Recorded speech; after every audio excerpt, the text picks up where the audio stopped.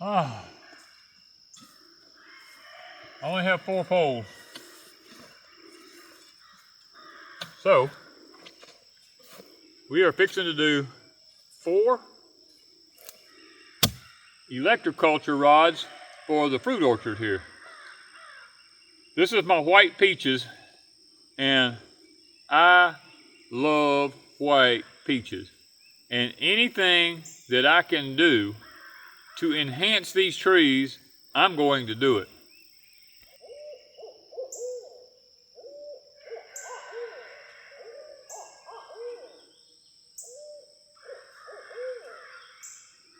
Woo, woo, woo, woo.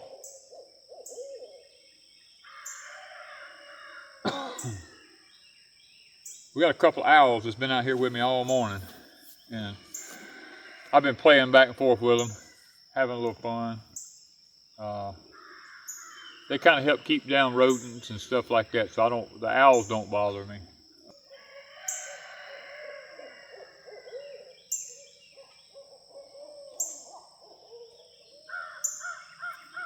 We got a whole pile of owls down here, guys. They're just having a blast. Sounds like they're having a party down here in the hollow right here.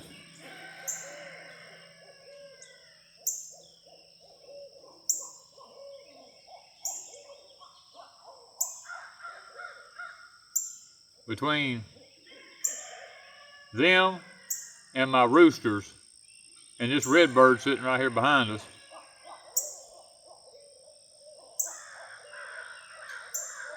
and the crows, it's a musical morning with wildlife out here. But anyway, we are going to be installing electroculture rods from Hills Mill Homestead, Mr. Mickey. We got a whole pile of them. Even for the other fruit orchard over there, I got some. But this is my main one I'm focusing on right now, because these are the peach trees that came from Mr. Jerry's. Now these 2 here came from Deep South. I think they're white peaches. I can't promise that they are. But since we've moved them over here, this location is it's a permaculture type location. There's timber all around it right here. And there's just an opening right here in the middle for the sun to get down in here. Because the sun is so intense right now, these trees don't really need to be out in the bald opening, especially peach trees. So I came in here and planted these little things. They was only like this big. If y'all remember the videos, they were little bitty trees. Look at them now. These things have taken off. Now, Ms. Wanda was fixing to weed eat around one of them over here, and I stopped her. I told her, I said, don't weed eat around them. She said, yeah, but it looks so ugly. I told her, I said, it doesn't matter. I have learned from Deep South Homestead when I was over there, if you don't mow right up around the trees during the summertime, these trees the ground will stay cooler, it will stay more moist, and when I mow, I blow all the grass toward the fruit trees here. Now a lot of people go, yeah, but creatures will come in and eat the bark at the bottom. We don't have that problem here. The biggest problem we have here is deer wanting to hook their horns on stuff. And we got a remedy for that. It's called a long smoke pole. And one was out here last night. And one was out here last night, but he didn't fool with nothing. He just walked through here. But I'm going to go install these rods. Now I've never done this before. Mr. Mickey, we got these from Mr. Mickey. This is something that he has designed. I mean, ooh, that bird was real close. If you have questions about this, I'm not the person to ask for them. Mr. Mickey would be from Hills Mill Homestead. He has videos showing his fruit orchards and how bountiful they are with his rods being put up. Now these rods we're going to be installing needs to be made out of wood, bamboo, or he even says you can use PVC. But I'm going to use wood. I found some sticks I had over at Deep South Homestead in my shop. They've been there for 5 years because I was thinking, man, if I chop a green stick off and stick it in the ground here, within 3 months termites will be eaten up. So I found these dry ones, and hopefully they're going to work out a lot better. So what I'm going to do is I've already dug the holes around beside every other peach tree down here. The hole's got to be 1 foot deep. And then I'm going to try to put these rods on these trees. Now, in the deep south, to find a straight tree that's 3/4 of an inch in diameter or less is like trying to find a needle in a haystack. It's almost impossible. But luckily, at Deep South, I had some that's pretty close to that. So we're just gonna try it and see how it works, you know. Granted, PVC would probably be better, but I don't have any PVC right now, and I'm gonna just use a natural wood because I'm trying to go as natural as I can. Let's head over there. Let's get some of them sticks, and guys, let's see what it says and how to do it. Okay, these are the coils that Mr. Mickey sent. According to the instructions, it doesn't matter which end goes up. One end is longer than the other one. I see that. I do see that. But it says to stick about 6 inches into the soil. So this end looks like it's 6 inches long. This one looks like it's only about 4 inches. So, okay. Instruction says to slide it over a pole. Now it's going to be a challenge, guys, with these knots all over these sticks and stuff. And then when you get to the top, leave this one sticking up right here. And zip tie it to the pole. He sent some zip ties with it. It says zip tie the top ring to the pole. So I got it, but it says you're going to have to hold it. And my understanding is you just take this thing and you work it down.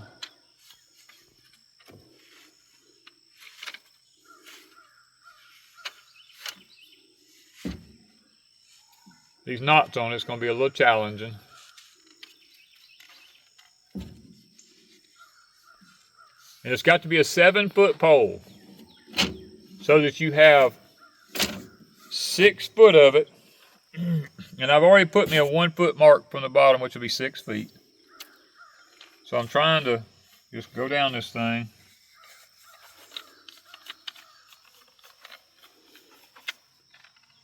You about there? I'm almost there. I think I'm probably losing a little at the top right there where I was, he said to leave that sticking straight up. There's a knot right here that's giving me fits at the top, and I'm losing that little bit of stuff right there with that knot.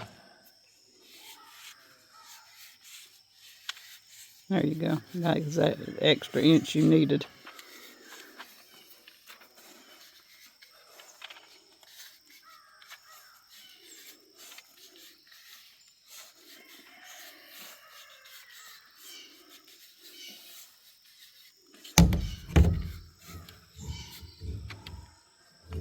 Well, Down to your mark. down to my mark right there. So, Mr. Mickey did good. I mean, guys, he turned out right at my mark. Now that's kind of a little tough on the hands there, but I don't think it said to put one at the bottom, but I'm going to. I have more of them if I need them. Now this thing is supposed to cover a 10-foot radius in a circle. So let's go down there. I got one ready. Let's go down there and I'm going to show you what we're going to do here. Okay, now what I got is from this tree to this tree is 10 foot. From this tree to that tree is 10 foot. So, but from these trees to up to that tree is like 15 feet. So I'll have to put another row of them up there. But I got a hole dug here.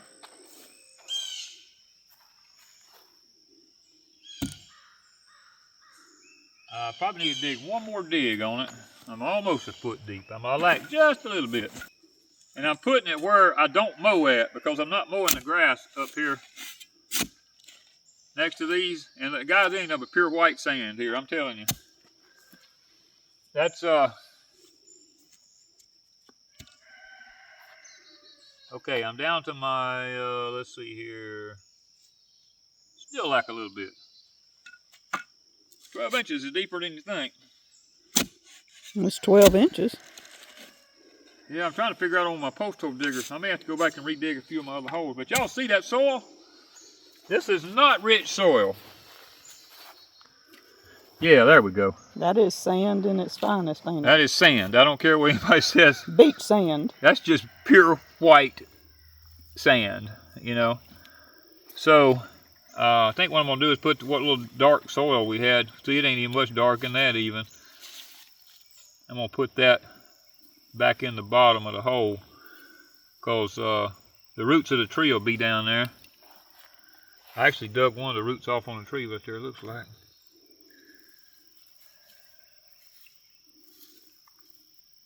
But I'm putting it here where I'm going to leave grass growing at anyway.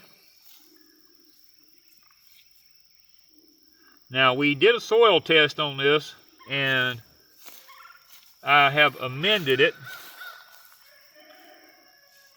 in what the soil test recommended. And guys, let me say something. This is not magic, okay? If you can't just go stick this in the ground where there's nothing. I mean, I'm showing y'all, this is white sand. And these trees and those trees, see the difference in them? There's a lot of difference in these two trees. The top up here is evidently a little better soil than what was right down here.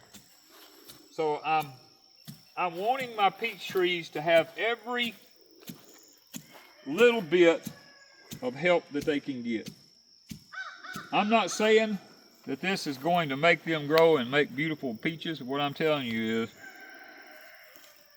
if this will energize the soil down by the roots of these trees and make a difference, we use them in our high tunnel, and I'm telling you, I got eggplants up there right now, this big, leaves that big around on them, and I got electroculture by each one of them.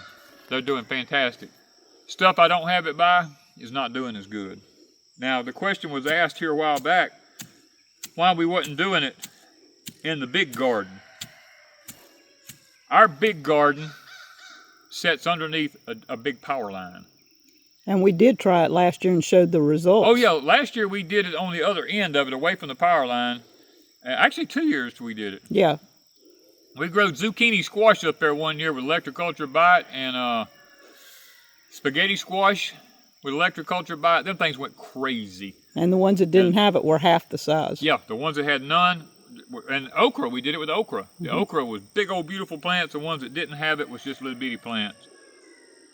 But guys, that field up there with that power line going across the end of it is like on steroids with that. And I was kind of, what made me, I'm going to just tell you what made me start thinking about it is the power line runs 1/4 mile through our property here. Underneath that power line, the bahia grass grows like this deep. I can't keep it cut down. So I'm baling hay now, so it's great, but you can look and it's almost like I mow away from the power line because the power line is this deep and you get away from it and the grass just drops back down to normal height. The pecan trees, just the wild seedlings that have come up, that's next to the power line all the way down through there, every pecan tree that's next to that power line has big old pecans.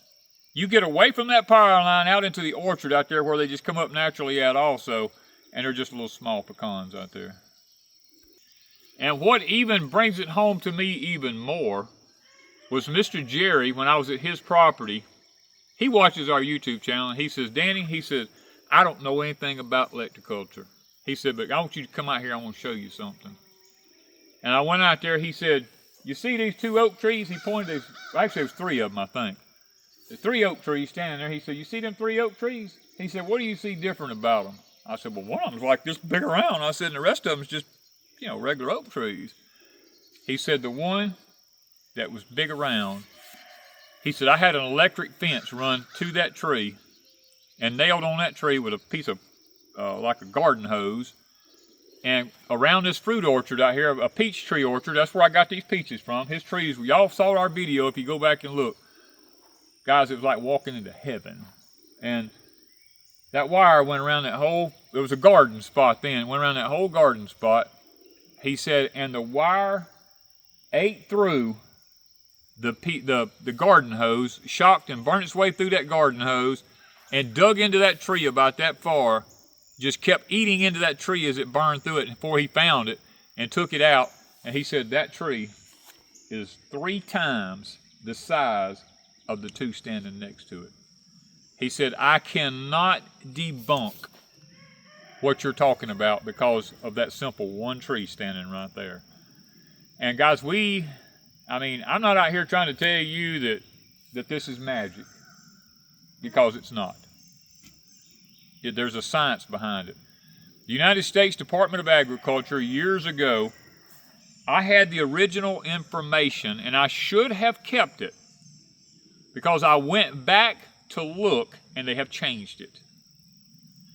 They, back in the turn of the century, I'm going to say early 1900s, was doing studies on electroculture, because in Europe, it was very popular in Europe to be done and used over there. Matter of fact, if you see all the old buildings over there, like they have lightning rods on the top of them, these copper things come down, they run all around these buildings and stuff like that. And you look at the floral stuff growing around these buildings of trees and stuff like this. Tesla even used electroculture. I mean, I can't pronounce half of these people's names over there because it's a foreign language that used to do this stuff. And the United States Department of Agriculture said, well, let's just test it. I mean, the original paperwork, God, I wish I'd have kept it. I would show it to you guys. Talked about how beneficial it was to excite the microbes that's already in the soil. It doesn't put anything in the soil, and it doesn't do anything to the soil. It just, it excites them in the soil. And because of that, it makes them function more and do more of what they normally do, rather than just munching along on stuff. It's like putting them on steroids. And then when big ag and big chemical companies come in, they lobbied against it and had it done away with.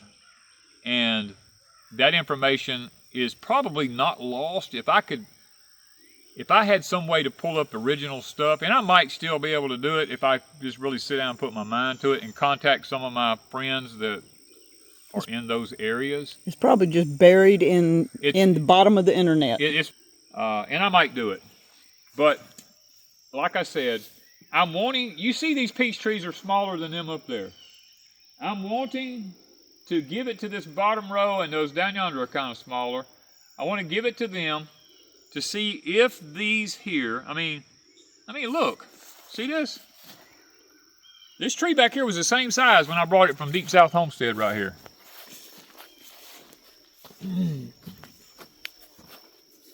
This tree right here was the same size. I cut it off right there. It was a little big tree. I cut it off. Wasn't much bigger than that one. Look at it now. This one here, look how this one's took off.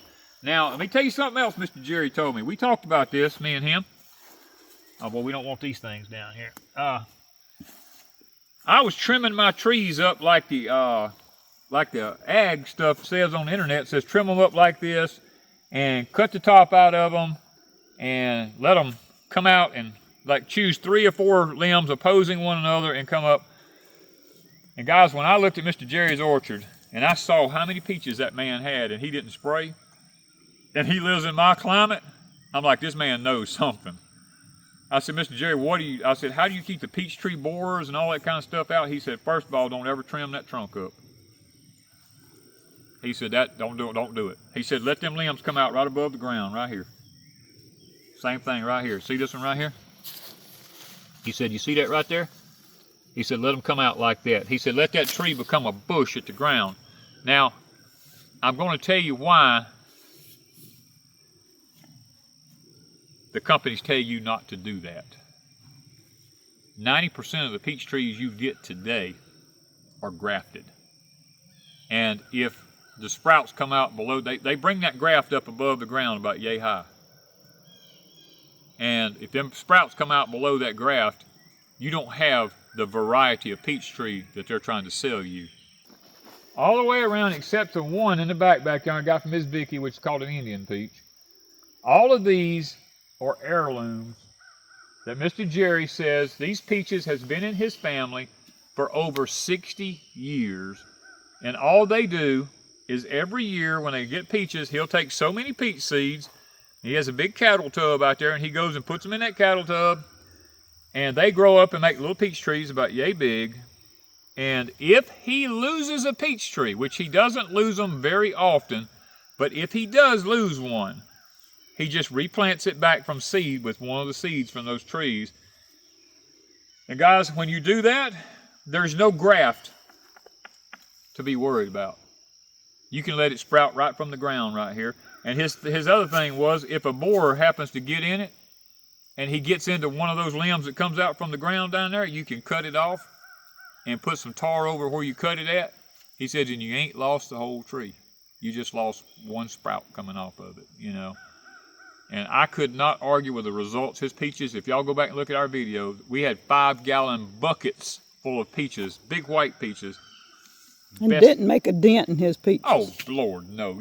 We picked, come a storm while we was there. We didn't even get it. We just picked in the rain. I mean, it flooded on us. Best time we ever had. Best time I ever had picking peaches. And his peach orchard is right where he did the electric fence around that area right there. And that wasn't around it while we were there, but that was earlier in life that fence was there. And he had those peaches planted right where his old garden spot was at, because he's getting to the age like us that sometimes it's difficult to get out and do the kind of gardening that we want to do when we're younger. But I'm excited because these trees, when I stuck them in the ground, was like, I got a ragweed right here, I'll show you. Plus I got one of these old things here. I hate these things with passion. These trees, when I planted them, was about that big. They were little bitty sticks. I got them from Mr. Jerry. About, what, 6 months ago. And look at them now. Look at that tree. Look how it's took off. You can't argue with that. You can't argue. These have been acclimated to our climate. If they've been in his family for 60 years, he lives like 20 minutes from me. He's in a creek bottom where he lives, next to a creek down in the bottom down in there. Granted, his soil's probably way richer than mine is. But I said, you know what? I got a creek right here. Right down in there is a creek. And I'm up on a hillside. I'm trying to mimic him as close as I can get without having to go down there and shove all that timber out down in there and plant it down there next to the running water. But I think with the results I'm seeing, these trees, it looks like, is going to do good. Now, when I planted them, I asked him, is there any advice on planting these? And he said, when you plant it, he said, take in that hole and take you a big scoop of fireplace ashes and mix it in with the soil when you put it back in around these trees. And I did do that. Plus, I took it one step further. He didn't tell me to do this, but I went to my rabbit pens up here, and we save our rabbit manure in big tubs. I took and brought one of those, a bucket of rabbit manure down here, and when I put the trees back in the holes, I put rabbit manure in the hole with the tree and the fireplace ashes. And then I came in and I fertilized this according to the soil analysis that I got from Grower Solutions, my soil test kit. I took care of this, did it just like it said to do it, and the results is amazing. Well, guys, you know me. I couldn't stand it because I had 2 places I didn't have my rods up. So I told Wanda, I said, I'll probably never find 2 trees I can put them around. She said, why don't you just take this one right here by the raised bed? And I looked and there was one standing right beside the raised bed, so I cut it down and put it down there. And I went walking off into the swamp right here and walked right in the edge of the woods. There was another one. So I cut it down, brought it and put it right here. Now they're green and probably termites is going to eat them off, but I got to try, you know, to get them done. So now we have 6 electroculture rods in this garden here. Fruit orchard, should I say, not necessarily a garden. but it's a fruit orchard. And I'm kind of excited to see if things change now. And one thing I'm anxious to hear, I'm always looking for solutions for fire ants. Right here is, look at this. Saw them fire ants? I put an electroculture rod here. I wonder, will it affect fire Will they ants? stay or will they go? Right, will they stay or will they leave? I mean, will they get worse or will it get better? You know, I mean, that's kind of what I'm looking at there, because I was digging, had to watch, you know, when I was digging the hole there, I was like, that'd be a pretty good experiment to add to this, fire ants, and see what if it has an effect on them, you know? Because I'm gonna be honest with you, when I go under the power lines, ain't no fire ants under them power lines hardly. So, you know, and I was going to mention, we were talking about power lines a while ago. I was talking to a friend of mine who works with the power lines. And I tell him, I said, man, I said, it seems like y'all forever cutting stuff down on the sides of these power lines. You got to constantly trim them. Now they're spraying everything because they can't keep up with trimming. He said, it's electric current from these power lines. He said, it makes all them limbs on them trees grow and the grass grow and the briars. And he said, we've already learned that with the power company. We can't keep up with it, so now we're having to spray it so that it won't come back, you know? And so I thought, that's something else about electricity and what's going on there.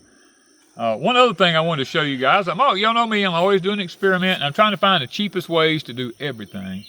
Right here, we've had trouble with deer coming in the garden, or fruit orchard. I did have cattle panels across here, and they just jump right over a cattle panel. They don't think nothing about it.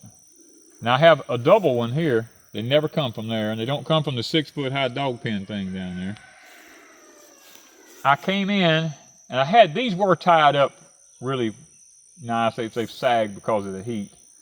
But I had these part like this because I'm thinking like this. A cow, when he's walking, will not step through a cattle gap because of the holes in it. Well, my neighbor over here has a concrete thing that you can pour on top of the ground, and it's just concrete runs across the ground, and his cows won't go across it, even though it's not a cattle gap. It's just and it's a form you buy from Tractor Supply. And he's told me, if you want to use it, come get it and pour you some, so you don't have to have all them gates everywhere. He said, you can just drive across them little concrete things. He said, cows won't go across it. So I got to thinking, well, if a cow won't go across that, and a deer won't jump something 6 feet apart because his depth perception is not right, what happens if I tie ribbons? Now, these were further apart because when I was mowing, they're closer together now. They were a lot further apart. What happens if you tie 2 ribbons far apart? Will the deer still come in? I have yet to find a deer track coming from this direction. They all come from the direction down there where I have the electric fence up and just one run of stuff down there. They jump over that and come in that way. But I actually was sitting in my shop and witnessed a mama and a baby came out right here. And the mama kept looking this way, and her and the baby got really, really nervous and went back into the woods right there. And there was nobody around, so there was no reason for them to be nervous, but you could tell her ears, boy, she was just like getting really panicky because this stuff would start blowing like that with the wind, and it was spaced apart, and she finally just went back in the woods and did not come in here. Even though she was looking in this direction, she did not come in here. So, might be something you guys want to try. Put them apart like a fence. See if it works for you. It's working for me. Now, one thing we haven't talked about in a really long time is the 60-foot raised bed. Well, our rosemary we put on the end. See, deer don't like rosemary either. It's doing really good, you know. And it's funny how when you neglect something, it seems like it does better. We were watering that thing and trying to fertilize it and everything for the last year or so, and it just never would grow. We just finally left it alone, and I think it's going to like its location out there. Miss Wanda's been coming through here. I had a few potato chits left over, and I came down here and threw them in the ground this past spring, and Miss Wanda dug up some More taters out of here. That was good. That was a good deal. And of course, we got the multiplying onions. We just leave them in here. They're not hurting anything. Nothing's planted in here right now. We're probably gonna come back and put some green Henderson, the little Henderson butter beans. We're gonna put them in here because deer don't usually like butter beans. They don't usually eat them. We were gonna put peas in here, but we was like, no, that's like putting a magnet to something, like magnet to steel, you know, or flies to honey. We don't want to do that. So we're gonna put the green butter beans in here, I think. When we get down here, guys, we didn't dig our carrots. Not all of them. We dug a lot of them. We didn't dig them all, and they're going to seed. And we're gonna try to save the seed from them because I saved like a half a pound of seeds last year from these things, and we got a person around here who just takes stuff. We call him Clarence. He just all of a sudden when something comes up missing, Clarence must have got it or something or other. We can't find that half a pound of carrot seeds that we got off of this. So I told Wanda, I said, we'll let these go to seed. We'll try again. And you know, probably one of these days I'm gonna be doing something and go, there's them carrot seeds, and it always happens that way. So, but then it doesn't hurt to have extra ones. You know, we got plenty of carrots. There's no question. And I can come out here any day and pull the ones that are not going to seed. Yeah. That's what I've been doing. I'll pull like 5 or 6, go cook them, and they're saving in the ground. Yeah, I mean, they've held really well. Yeah, they're not ruining. We usually snatch them up out of the ground as soon as it gets, you know, as soon as the warm weather starts coming. But we've not had a lot of rain. That's one reason. That's one reason we ain't had a lot of rain. And they're not bad carrots, guys.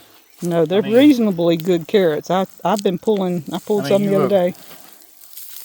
You get 5 or 6 of those, that's a meal. That's a meal right there, you know? Look at that.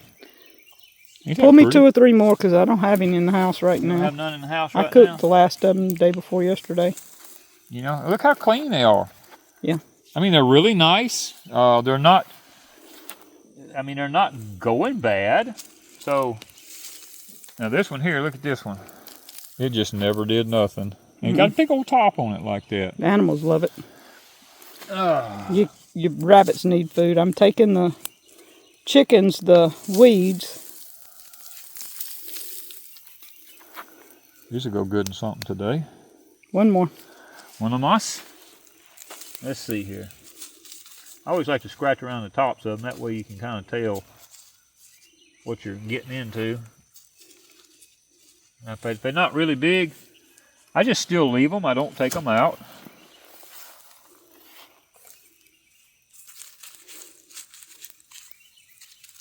And then sometimes I'll go ahead and pull some of them because they're so thick in there. Yeah, that needs to go to animals. These are like really super thick right here. They're probably not going to do anything. So let's get one of these over here that's spaced out a little bit further. This is why you space your carrots out.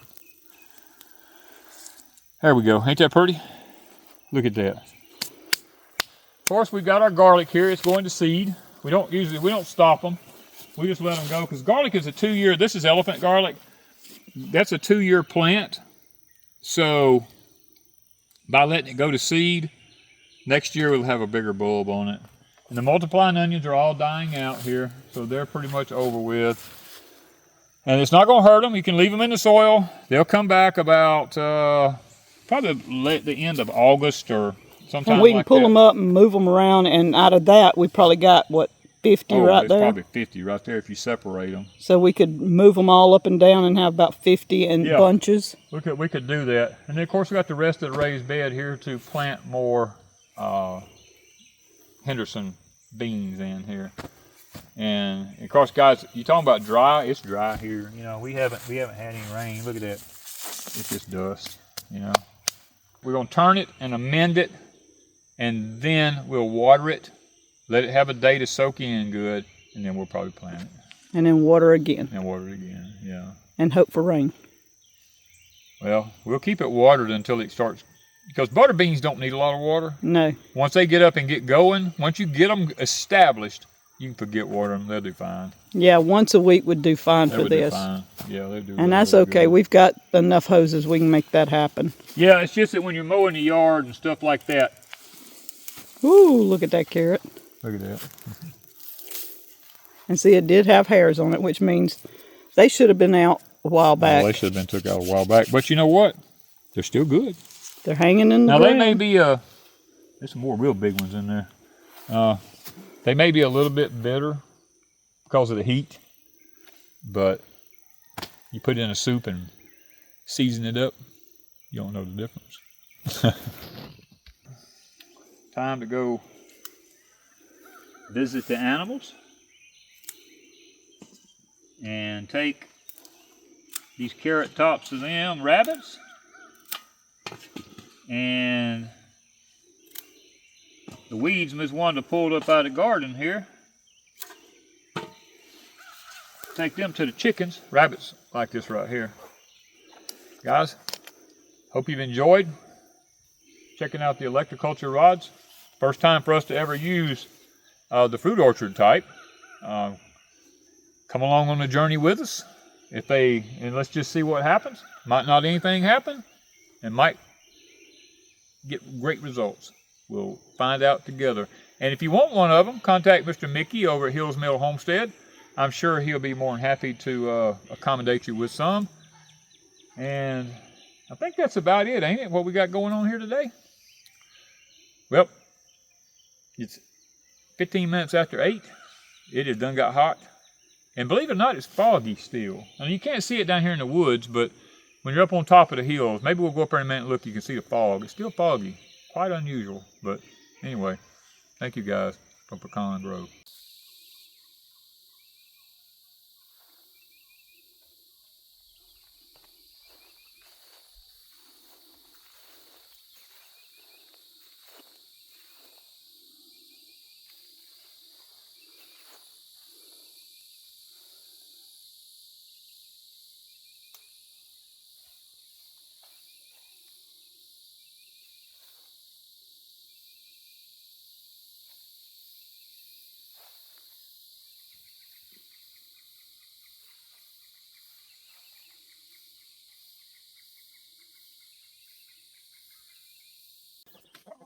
What are we doing, chicks?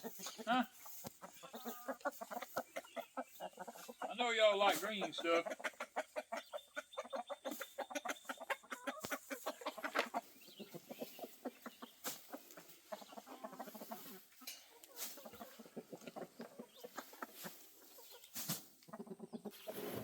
This gives the chickens something to play in today. They may not eat all of it, but at least they'll get a few seeds, they'll play in it. It keeps the chickens occupied.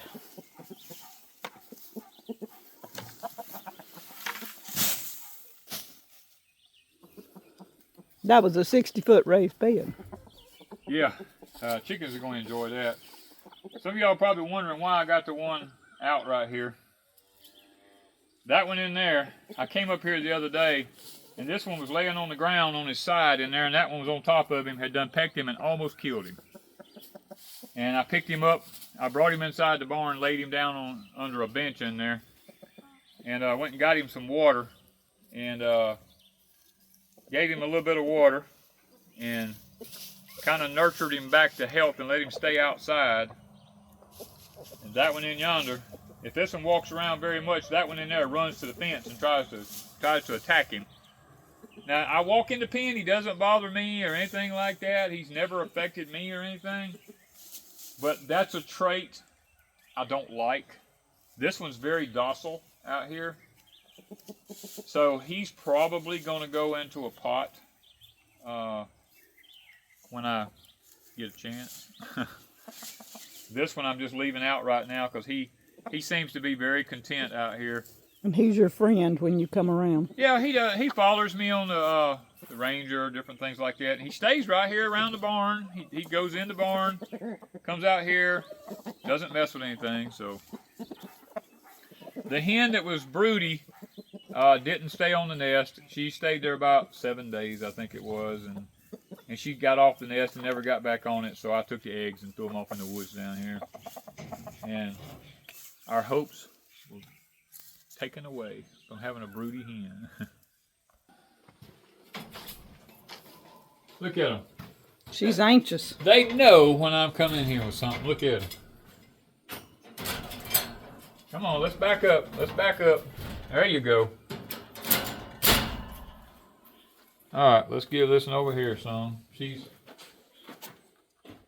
Come on, sweetheart. Let's sit down here. There you go. And here's the old boy. He's the laziest rabbit I think I've ever seen. He is so lazy and laid back. He is just...